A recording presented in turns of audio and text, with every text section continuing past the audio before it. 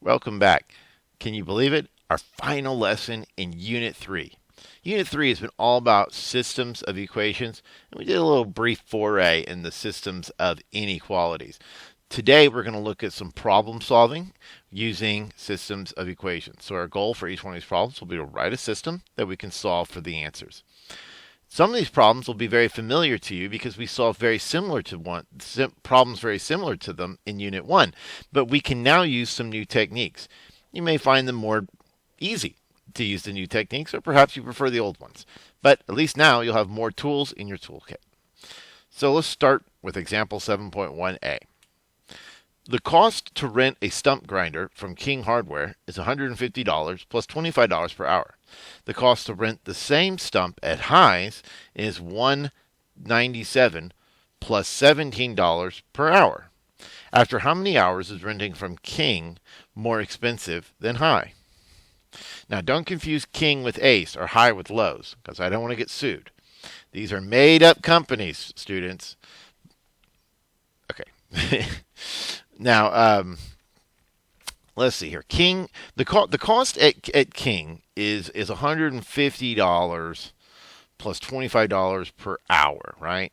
And the cost to rent the stump at Highs, it has a cost of $197 plus $17 per hour.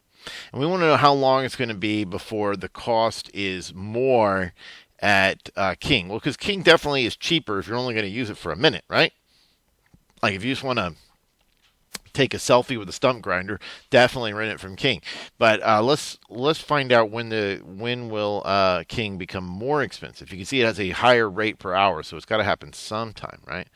So I'll just set 150 plus 25h equal to 197 plus 17h. So I'll move over the 17h, and I get 150 plus 8h is equal to 197, I think, right? And then I'll subtract by 150, and I get 47. All right, so 47 divided by 8, there's lots of ways you can think about this, but 47 divided by 8 is 5 and 7/8. And we could definitely use a calculator, but the key is that after 5 hours, right? If we have to pay for every hour, if you rent it for 5 full hours, you're going to pay more for King. So after 5 hours, King costs more. If you want to give the exact time, and it just depends. I mean, are they going to let you rent it for part of an hour and they're going to take this down to the minute?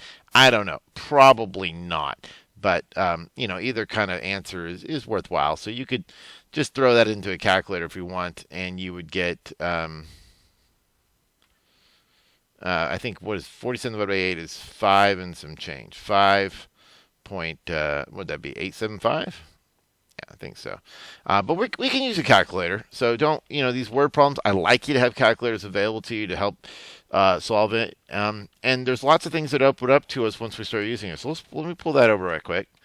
And we can use some graphing techniques. Now, graphing techniques we know are usually an approximation, but with a computer they can be very accurate, or with a calculator.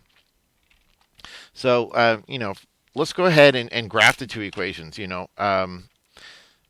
Y is equal to, we had 150 plus 25x for one of them, and then the other one I had y is equal to 197 plus 17x, right? And you'll notice we don't really see much of interest. So we're going to go here to the graph settings, and I'm going to be starting at 0 on the x. And I'm going to start this maybe at 0 on the y, but we're going to take this up to 300. Maybe a little more than that, 500, and we'll take this to a nice even number. And then I can see where they intersect is right here at 5.875. That's the number of hours, because that's my x, and that was the cost, or the same cost at that time, after which the red line becomes more. Okay? So that's a strategy that's available to you right now. Okay, let's do the next one. At Golden King Brakes, the cost of 2 brake pads and a tire rotation is $315. The cost of 4 brake pads and a tire rotation is $585. What's the cost of a tire rotation? All right, so kind of a classic problem. I don't know why we would be at a car store and we would only know the cost of these bundled deals and not individually, but things like this do happen. Just probably not like this, but let's do it anyway. So we got the cost of 2 brake pads. So whereas the variable that we're using here, B, let's keep that in mind. B is going to be the cost of 1 brake pad. And I'm going to let T be the cost of, well, let's avoid T if we can. How about we use R? How about that? That'll be the cost of a rotation.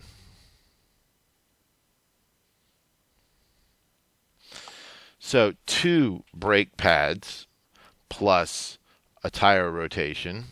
Are we using R? That's right. I'm actually kind of used to using T because I curl them down so I can see. 315. Then I've got 4 brake pads and a tire rotation for 585. Well, this looks like it's going to set up beautifully to use elimination if I just multiply the top equation by a negative. So the top equation becomes a negative 2b minus r equals a negative 315. And the bottom equation would be 4b plus r equals 585. So adding them together gives me 2b is equal to, oh, I don't want to do that in my head. What was it? Now let me move this over. 585 minus 315 is 270. So 270 divided by 2 is 135. All right, so the brake pads must be $135 each. Well, we asked for the cost of a rotation of the tires, so let's do that and let's find out what that is. So 2 times 135, if I substitute in, plus R is 315. So we already know that's 270. So R is equal to 315 minus 270. Okay, what is that going to be? Like $45? I think so. $45. So that's the answer to the question. The cost of a tire rotation is $45. All right, let's go to letter C. Penny Pincher has some quarters, nickels, and dimes. How many unknowns was that? 1, 2, and 3. In a change jar totaling $7.20. She has 42 coins in total. She knows she has twice as many nickels and dimes. And how many quarters does Penny have? Well, Penny Pincher sure does know a lot about her coins, not to know how many she has of each. Again, bear with me. These are just kind of fun problems. I don't know if this would ever happen in real life, but if it ever does, we'll be there to the rescue to tell her how many she has of each. Well, let's figure it out. These are kind of classic problems. So quarters, nickels, and dimes. I know that the total amount of coins is 42. So the number of quarters plus the number of nickels plus the number of dimes is equal to 42. Now, a quarter is worth 25 cents, and a nickel, so that's 25 cents times the number of quarters. A nickel is 0.05 times the number of nickels, and a dime is 0.1 times the number of dimes, and that is equal to 720, right? Or 7.20. If you don't like the decimals, you can just move everything over 2 spaces and make this 25 plus 5 in 25q plus 5n plus 10d equals 720. And lastly, we know that she has twice as many nickels as dimes. So be careful with that. This is something that students mess up all the time. She has twice as many nickels as dimes. So I want you to think about this. What does she have more of, nickels or dimes? She has twice as many nickels as dimes. So she must have more nickels than she does dimes, right? So start with that, nickels. Nickels is equal to twice the amount of dimes. A lot of people want to say something like 2n equals d, and that's exactly backwards. It's that n is twice the dimes. Well, I think the easiest way to solve this would be to use substitution. I'm going to replace the n's in these 2 equations here with 2d. So I end up with q plus 3d, when I add that, equals 42. And this is 0.25q. And then when I put in 2d, I get 0.1d. So this will be a 0.2d total equals 7.20. All right, I'm going to multiply this bottom equation by a negative 4. So this is q plus 3d equals 42. 0.2, and this is a negative Q minus 0.8D equals, what's 7.2 times 4? Who's got it fastest? 7.2 times a negative 4 is a negative 28.8. All right, so 3, these cancel out. 3 minus 0.8 is 2.2. And 42 minus 28.8, it looks to be 13.2.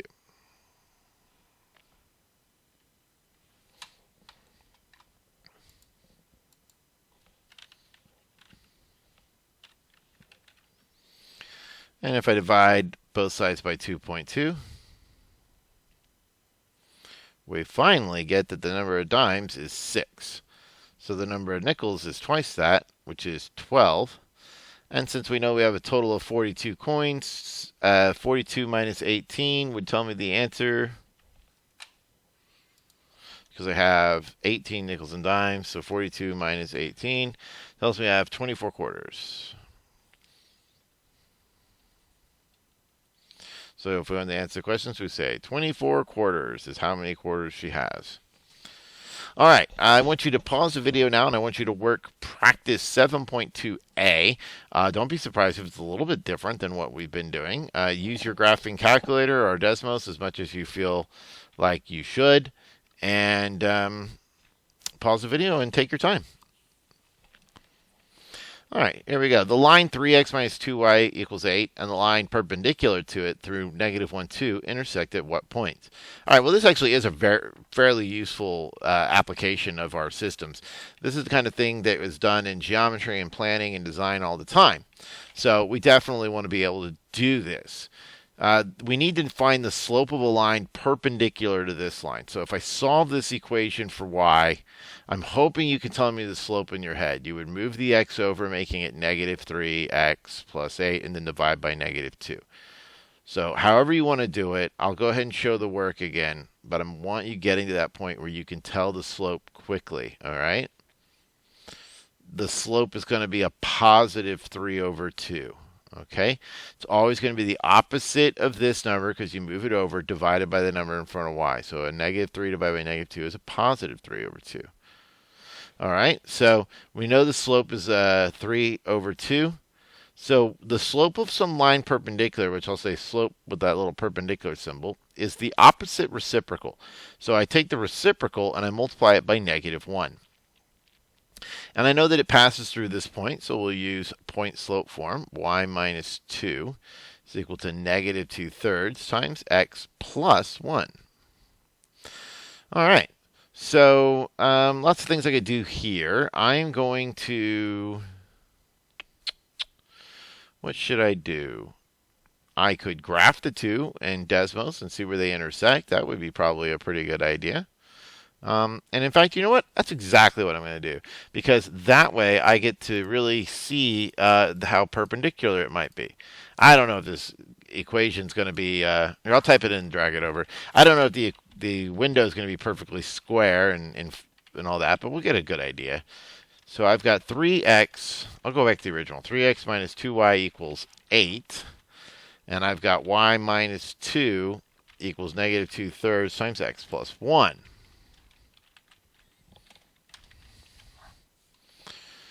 All right. Those definitely look pretty perpendicular to me, and they seem to be intersecting at 2.462. So I'll say 2.462 and negative 0.308. Well, with those kind of nasty numbers, must have been pretty gnarly fractions. Kind of glad I didn't do that by hand. All right. Letter B. Right now, super old is twice as old as her daughter. 10 years ago, she was 3 times as old as her daughter. How old is Sue right now? If you haven't already, pause the video and give it a try. All right, so we got a couple different characters here. We got Sue and her daughter, right? I'm going to let the age of super old be, well, we'll use P. So my S's look too much like 5, so that's Sue's age. And then I'll let D be her daughter's age. One thing to keep in mind when you're figuring out what your variables are in a problem, your variables can only ever represent unknown numbers. They can't be, I can't have a variable be Sue, but I could have a variable be Sue's age. I can't have a variable be a hamburger, but I can have a variable be the cost of a hamburger. See how that works? Or the number of hamburgers I get. Okay, so right now, Sue's age is twice her daughter. So Sue is older, so start with her. Sue equals twice her daughter. 10 years ago, so Sue, 10 years ago, her age minus 10, she was 3 times as old. Now, don't do this. That's bad. Do this. She was 3 times her daughter 10 years ago. You got to take 10 years off her age right now, then times it by 3. All right, well, that's the system of equations. Let's solve it. I'm going to replace P with 2D. So I have 2D minus 10. And I'll distribute and give me 3D minus 30. So negative 10 is equal to D minus 30. Add 30 to each side, and I get 20 is equal to D. So that is the age of the daughter. So how old is Sue right now? Sue is twice that age. She is 4D. All right. The Math Club is buying snacks for practices after school. Popcorn is $4 each per pack. A big box of Goldie Fish are $6 each, and Beefy Sticks are $2 each. If the team spent $172 on 44 total snacks and they purchased as much popcorn as Goldie Fish boxes and Beefy Sticks combined, how many of each snack type was purchased? So I want you to give this one a shot. Pause the video. It's clearly got 3 variables, so you'll need 3 equations. Take your time, and let's see how good you can get this. All right, I'm going to let P be the number of popcorns that are bought. And I'm going to let G be the number of Goldie Fish snacks that are bought, and B be the number of Beefy snacks bought, and that is a total of 44 snacks. If I put the value of each, popcorn is $4, the Goldie Fish are $6, and the Beefy snacks are $2, then that's a total of $172. But I also know they purchased as much popcorn as Beefy Sticks and Goldie Sticks combined. Goldie Fish plus Beefy Sticks. All right, this is ripe for some substituting, is it not? So let's go put that right there, and then put that right there, and we will have ourselves a system of 2 variables and 2 equations, which is not that bad to solve, I bet. So this is G plus B plus G plus B equals 44. The other equation is 4 times G plus B plus 6G plus 2B equals 172. So this becomes 2G plus 2B equals 44. And this one is 4G plus 4B plus 6G plus 2B equals 172, which is 10G plus 6B equals 172. All right, so now let's solve the system of equations. I think what I'm actually going to do is kind of whittle these down a little bit. I'm going to divide this one by 2, making it G plus B equals 22.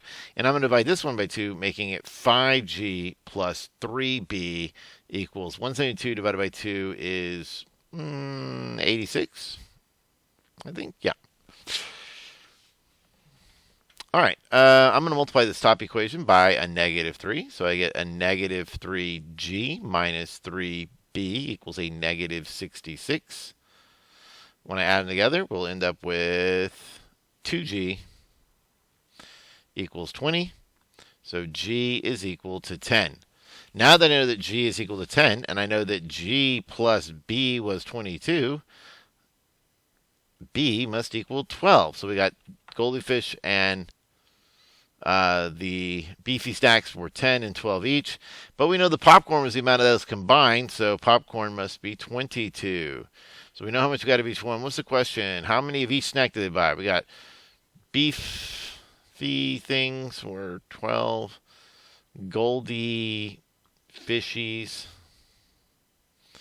were 10. And the popcorn was 22. And I think, I don't want to get carried away, but I think that's it for this lesson, and I'm right. So hopefully you got something out of that, and hopefully it made sense. All right, and I will see you in the next unit.